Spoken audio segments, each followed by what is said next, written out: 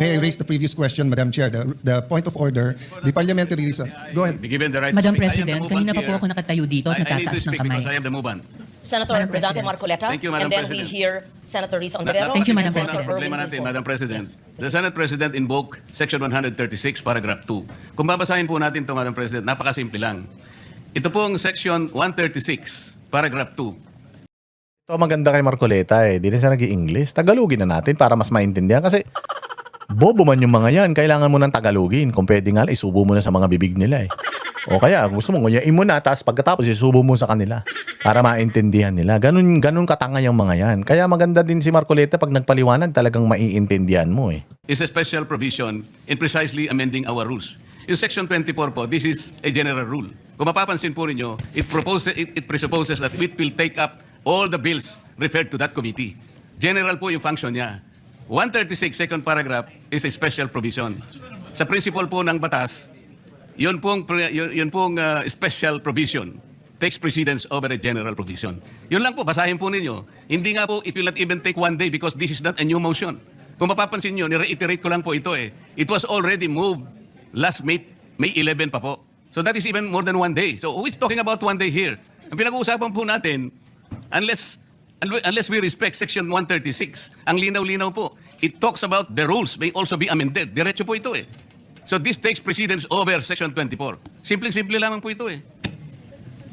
Madam President. Simpleng-simple lang. Tagalog na yun. O, si yung anti nyo mangkukulam. Ayan na, magsasalita na. Thank you, Senator Marcoleta. We recognize Senator Risa Ontivero. Salamat, Madam President. Meron din po akong substantive na interpellation sa motion ngayong araw na nire-raise o itatalakayin ni Senator Marcoleta. Ba't ganun ka magsalita? Ngayong araw, puta ano ka, mascot? Parang ka. Luka-luka ang putaragis na ito. Yung text na pinamudmod ni Senate President sa atin ngayong hapon. Pero Ba't na pinamudmud? Pwede naman sabihin na i-dinistribute. Pinamudmud talaga? Ano yung ginudgud sa mukha mo? Ganon? Kaya pala nabawasan yung makeup mo eh. una, gusto ko pong segundahan yung sinabi ni Senator Pangilinan. Bagong motion ito, Madam President. Bakit po? Sa ilalim ng Section 24, ni-refer yung unang mosyong binanggit ni Senator Marcoleta noon sa Committee on Rules. Ngayon kung sasabihin na ibinalik yung mosyong iyon, yung unang mosyon ni Senator Marcoleta sa plenary, sino ang gumawa nun? Dapat ang Committee on Rules. Na-initiate na po ang prosesong iyon alinsunod sa Section 24. Hindi pa nga po nako-constitute ang Committee on Rules. Sinabi na ni Lacson yan kanina eh. Sinabi na ni Lacson yan. Sinabi na rin yan ni Pangilinan. Pautangin na ka, gusto mo rin umepal. Yan nga yung sinasabi ni tawag dito, ni Cayetano, na hindi tayo matatapos kung hindi naman tayo nagkakaintindihan. Kaya why not, let's just divide the house and vote whether this can be talked about here, right now, or not. Yun lang naman yun. Oo, tsakinang yan. Yung sinasabi mo, tinagalog mo lang, yun na yung sinabi ni Lacson sa salitang Ingles. Hindi ka ba nakikinig o tanga ka lang? Oo, baka may nag-message sa'yo, ma'am, tumayo ka. Hindi ka pa pwedeng hindi ka makisali dyan. Baka hindi ka manalong presidente. Baka mamaya niyan, piliin nila si nagtataas na ng boses si Kiko Pangilinan. Baka siya ang piliin ng mga dilawan na maging presidente sa 2028 lalaban kay Inday. Kaya po siya, tumayo din siya. Nagtataas daw siya ng kamay. Yung kamay niya nasa dibdib naman. Pal?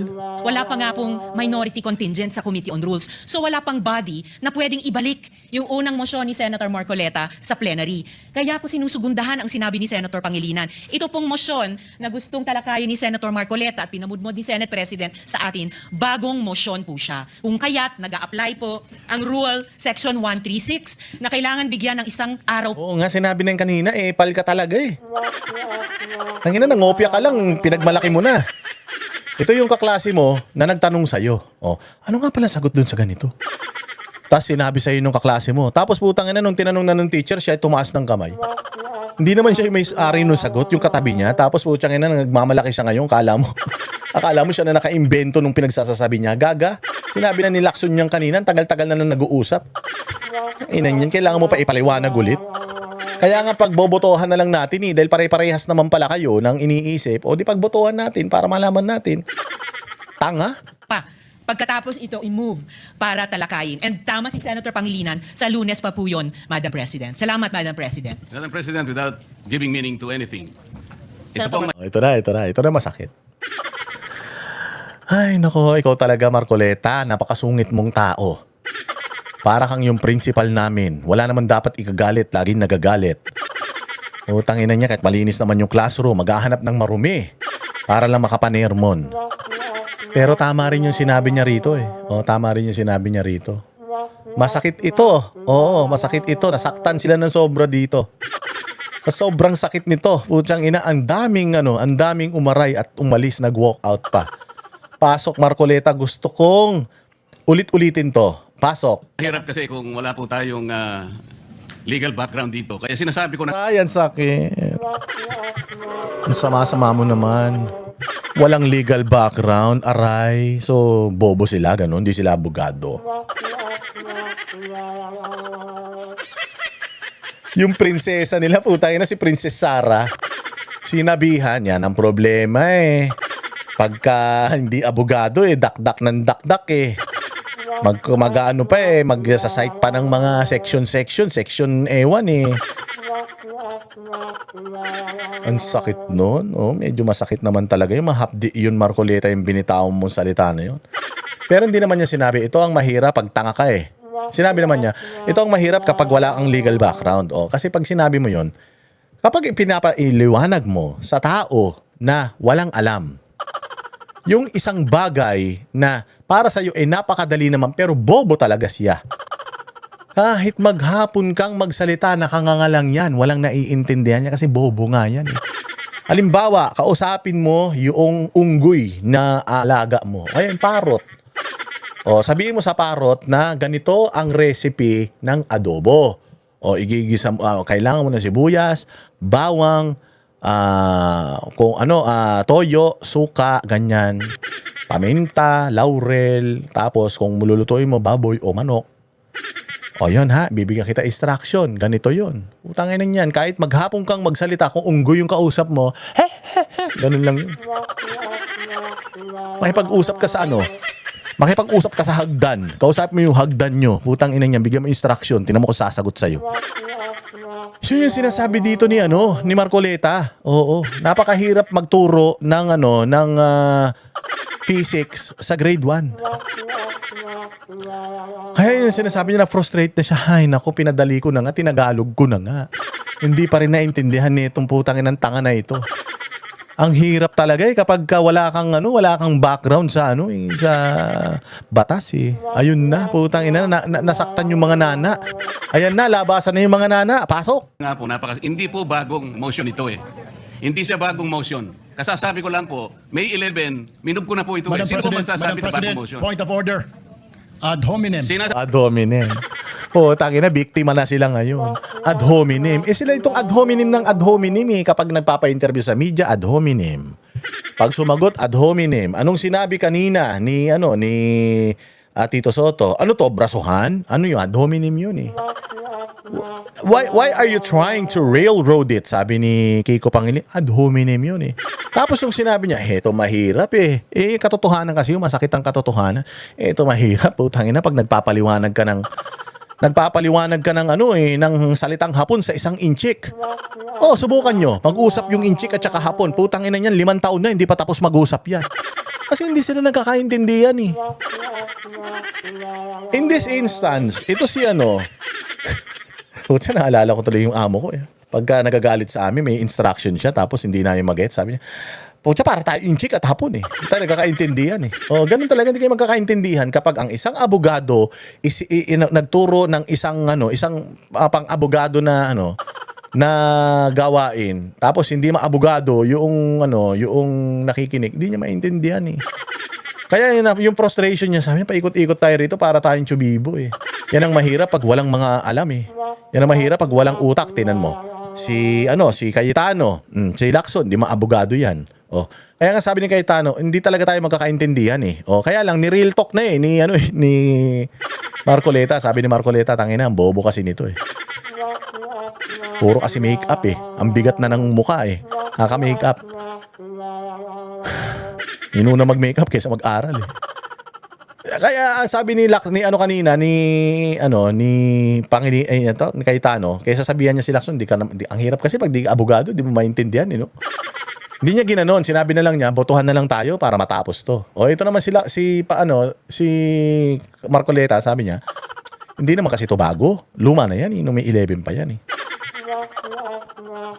O, sabi naman itong isa, salita naman siya, yung sinabi ni Lacson, inulit lang din niya. Parang, alam mo yun, hindi nakikinig. Tapos, ay yabang-yabang niya. Sabi niya, parang siya yung naka-invento ng sagot na yun. Kanina pa yung sinasabi ni Lacson.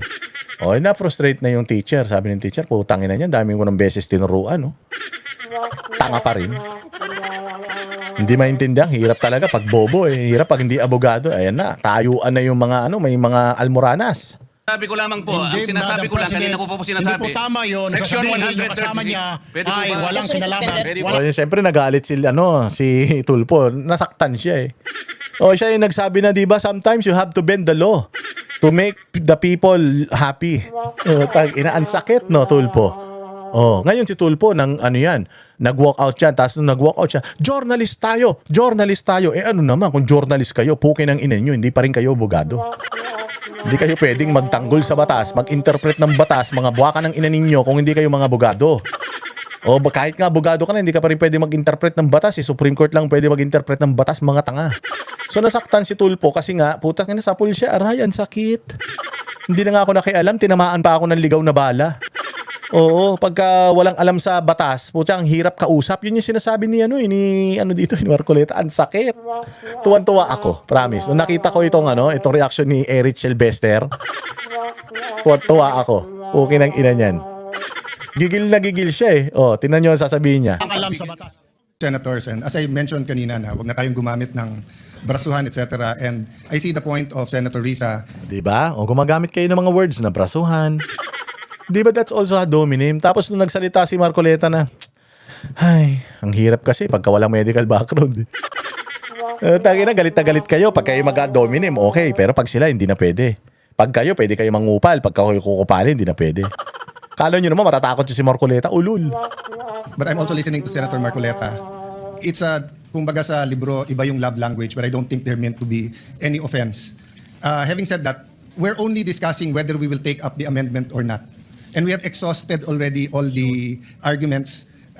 This is a simple motion, so I move that we divide the House. May I reiterate my motion. Then we can go into the merits and they can try to convince us whether or not we agree. So the motion is to take up the amendment to our rules as proposed by Senator Marcoleta. The objection is that it is not in order because Diba? Sa dami na nagsalita, umuwi din doon sa debate ng dalawa, si Lacson at saka si Cayetano, dahil ang unang may objection si Lacson. So divide the House. Hindi, magsasalita si Tulfo. Nag-ad hominem ka, mag-ad hominem din ako. Putang inang yan. Ayaw mo mag-ad hominem, tapos mag-ad hominem ka. we did not follow our own rules. Madam Chair, Madam President, Before that, Madam President. yes, we recognize Senator Erwin Tulfo. Madam President, my question is, why is the majority in such a hurry to tackle this motion? This allowing a senator for justifiable reasons to attend and participate in the session through teleconference, whereas in Rule 14, Ano naman tayo sa rule? Putang ina, nagbanggit na naman ng rule. Itong putang ina, hindi na naman abogado. Si Ben the Rule. Section 41 under B, it says convene and hold a session through teleconference, video conference, or other reliable forms of remote or electronic means using appropriate informations and communications technology system due to force majeure, Madam President, or the occurrence of a national emergency.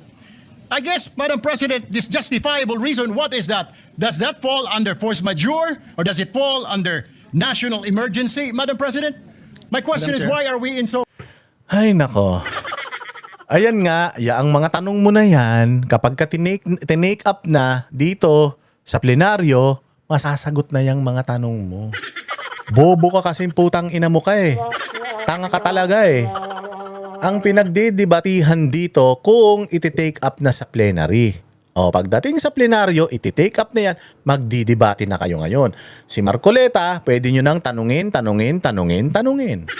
Pwede nyo na siyang gisahin hanggang sa parang thesis yan, di ba? Panel, meron kang thesis, tapos yung mga panelist, hahanapan ng butas yung thesis mo. Kasi i-defend mo yun. O, in this case, si Marcoleta, yung kanyang request, i-defend niya. So kung may tanong ka, ayan, sasagutin niya. Bobo ka kasi. Yang tanatanong mo ngayon, kapag tinake up yan sa Senado, dyan sa plenaryo, pwede mo nang itanong yan kay Marcoleta. Tapos sasagot na si Marcoleta sa'yo. Ganun yun. Hindi mo naiintindihan, putak ka na naman ang putak eh. Yan yung sinasabi natin na kapag kabobo, yung senador, wag nang magsalita. Tingnan mo si Lito Lapid. Umamin man si Lito Lapid, hindi ako kasing talino nyo. Hindi na lang ako nagsasalita. Pero may boto ako. Ito, salita ng salita, bobo naman. Pinagmalaki pa, journalist daw siya. Ang ina niyan. Hindi ka naman gumagawa ng istorya mo ng journalist ka. Meron namang mga writer kayo, meron kayo mga producer, yun naman ang gumagawa ng mga istorya, tigabasa ka lang naman. Ano naman kung journalist kang kupal ka? Tanga talaga no? Tapos dito, mag-ad hominem siya. Mas matindi yung ad hominem niya dito. Ayaw niya sa ad hominem pero mag-ad hominem yan. Hurry. Why are they, the majority, in a hurry to tackle this motion and divide the House, Madam President? We need answers in the minority. Madam Chair. Or is it because, Madam Chair, they're in a hurry because of news reports that probably 2 of our colleagues might land in jail this weekend? Is that the reason why? Is that the reason why they have to have this inserted, this Section 41C, para makaboto po kung sino man yung makukulong dahil sa announcement ng sadang ombudsman na may Babalik ngayon sa'yo yan. Kaya ba ayaw mo? Kaya ba ayaw mo na bumoto? Kasi sabi ko nga kaibigan ko yan. Colleague ko yan. Aalisin nila dito. Kung mangyari sa akin yan, o kung ako halimbawa yung makasuhan naman, syempre gusto ko rin makaboto ako. Hindi ba? Nagkataon, hindi ako makasuhan kasi dinidilaan ko yung puwet ni Bongbong Dinadilaan ko yung tumbong niya Ngayon, so ibig sabihin, parang sinasabi mo na dahil makukulong sila, kaya nagmamadali sila. Baka kaya ayaw mo doon sa panukala kasi gusto mo makulong sila at gusto mo mawalan sila ng boto dahil yun talaga agenda yung mga buwaka ng ina nyo.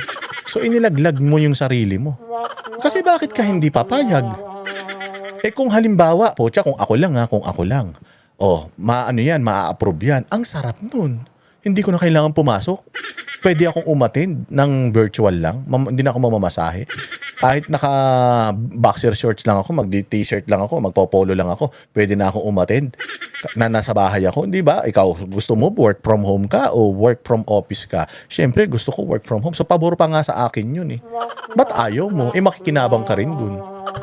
Kung gusto mong pumasok dyan, di pumasok ka. Kung ayaw mong pumasok, pwede mo sabihin, Zoom lang ako Zoom lang ako Ang sarap no. Ba't ka mag-zoom? Ano ngayon? Di ba nasa rules naman natin na pwede?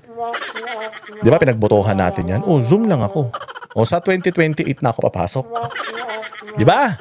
Pabor nga sa iyo, ba't ayaw mo? Kaya ayaw mo kasi nga ang plano nyo, whole of the nation approach. Doon tayo babalik ngayon sa whole of the nation approach.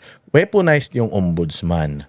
Weaponized yung yung NBI. Weaponized ang police, weaponized ang Congress, weaponized ang DOJ.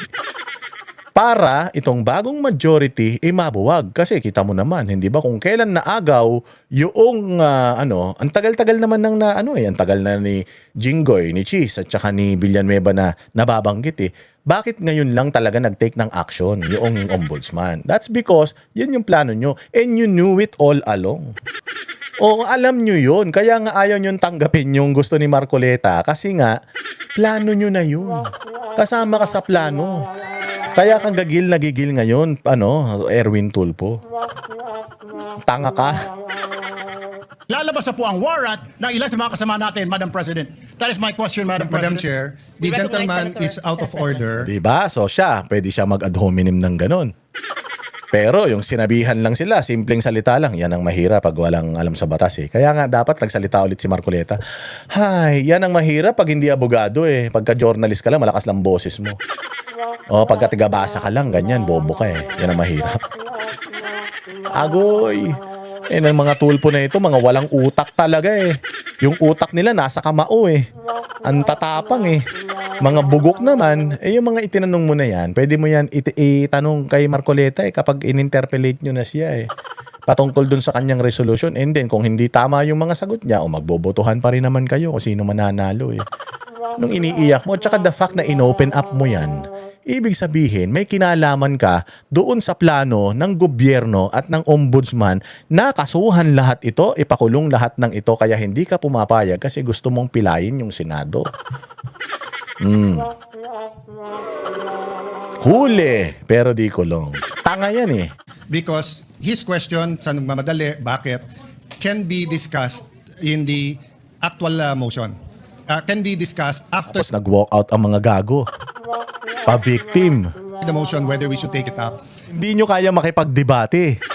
Tapos mag-walk out kayo, mag-ad hominem kayo, o hominem, tapos mag-walk out kayo, papaawa kayo. Papa-interview kayo sa mga media na naman. We take offense that bibigyan niya ng ganyang kulay. It's just like us saying, are you afraid if we have the hearing on the Blue Ribbon on flood control, mababanggit ka rin? You do not make that kind of... Umayas na siya eh. Ay, kasi sangkot man yan. May mga insertion din namang ulol na yan. Si Risa Ontiveros, may insertion din naman yan. O, kita mo, nagsialisan yung mga tanga. O, iniwan nila si Tito Soto. Hindi na kasi makalakad to, matanda na eh. O, tiyangin na, nagpaano sila doon, paawa. Doon na sila magpapasaklolo sa media. Taga-media tayo. O, hihingi na sila saklolo doon sa mga binabayaran nila ng mga mainstream media. Statements here in the Senate because you assume good faith from everyone. That rule hindi minadali. May 11 pa ho yun. So, Madam Chair, I move that we divide the House. And the voting will be done via viva voce. Madam President, Minority Leader. I move to adjourn or a quorum call.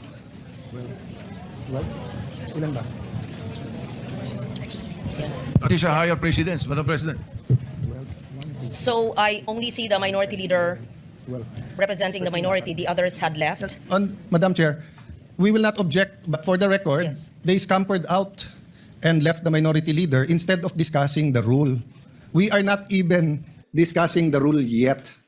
And then, ganun na yung allegation nila. And no one from the minority stood up to say that out of order si Senator Erwin Tulfo.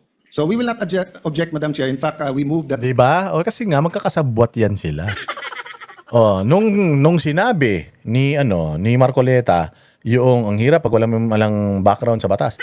Lahat sila nagalit. O, tapos ad hominem. Tapos nag-ad hominem din siya, na parang Marites, chismosa. Bakit? Porket ba makukulong kayo? Porket ba may mga makukulong dito? Kaya ganyan, pinipilit nila yan. Mas marami siya ad hominem na sinabi. Ayaw niya sa ad hominem, pero nag-ad hominem siya. Practice what you preach.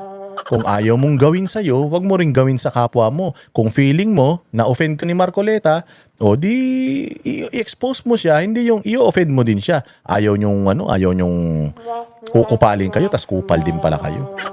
Tangina mga ipokrito kasi kayo eh. Kinang ina nyo eh.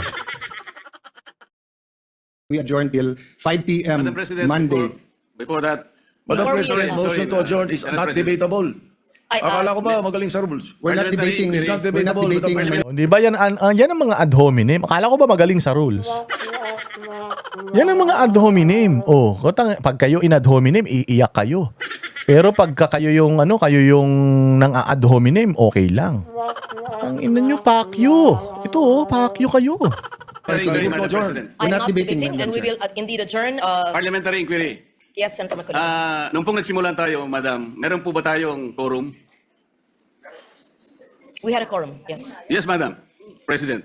Kapag ka po ba nag-walk out ang minority, nawawala po yung quorum. Nagsimula po tayong may quorum. It doesn't matter if they walk out. Yes, I think we still have the quorum. Madam President, once there is a quorum call, you have to call the roll. Kahit present lahat o kulang kanina o there was a motion to dispense, whatever that is. Not upon the situation, call, Madam President, when motion they motion to readily adjourn and willingly walk out. takes precedence. Hindi po yung covered ng rule natin, Madam President. Madam Kung President, sakasakali As po, reiterated by the Senate President and as conveyed by the Minority Leader, former Senate President, the rule states that the motion to adjourn takes precedence. I'm not taking sides. 5 p.m. Monday. And we will adjourn session. Oh, sa 5 p.m. Di na to. Yun yung nire-request ni Pangilinan eh. Na isang araw, wala man tayo office bukas, sa Lunes na tayo. Pinagbigyan na, nag-walk out pa.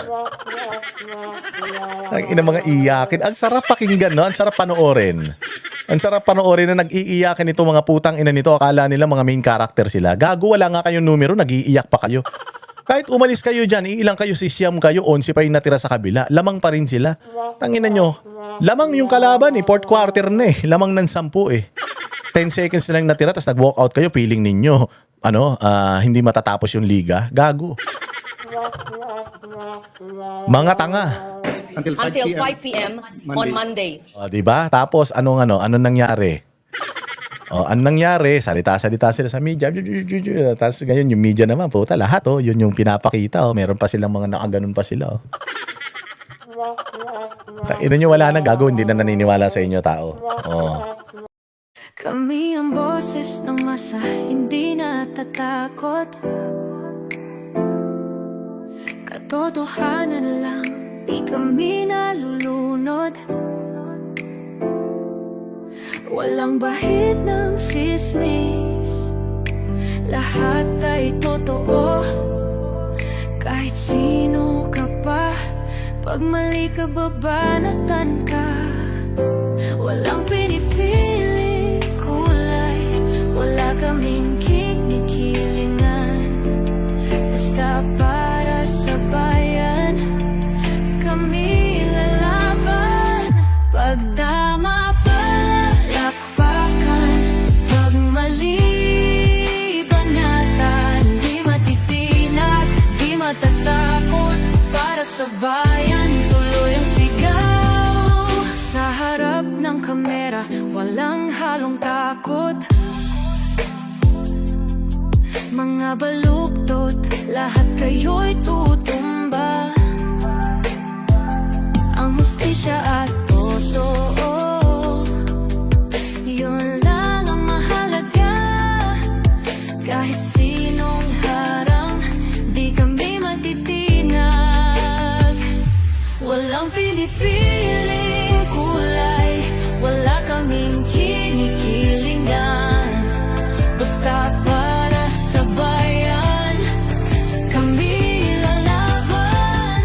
Pag tama palakpakan, pag mali banatan. Di matitinag, di matatakot, para sa bayan tuloy ang sigaw. Kung nasa tama ka, ikaw ay aming kasama. Pero pag mali ka, handa ka na bang mabasag? Banateros kami, walang inuunan. Dahil bayan muna, bago ang sarili.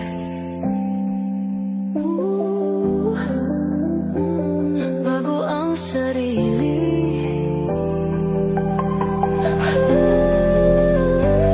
Pag tama palakpakan, pag mali banatan. Banateros ang sigaw, katotohanan ang